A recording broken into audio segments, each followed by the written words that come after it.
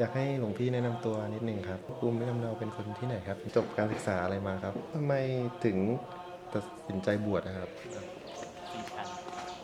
เพราะตอนนี้หลวงพี่ยังไม่มีกำหนดลาสิกขาใช่ไหมครับอย่างยังมีเดือนปกติเนี่ยคนในวัยเนี้ยครับอายุประมาณเนี้ยโดยเฉพาะคนเมืองอะนะครับจะพยายามทำงานหาเงินสร้างครอบครัวสร้างฐานะผมก็เลยสงสัยว่าทำไมหลวงพี่อะครับคิดต่างจากคนอื่นด้วยกันมุ่งเข้ามาศึกษาธรรมะแล้วก็โดยที่ยังไม่มีกำหนดลาสิกขาด้วย ก็คิดต่างจากคนอื่นนี่ครับ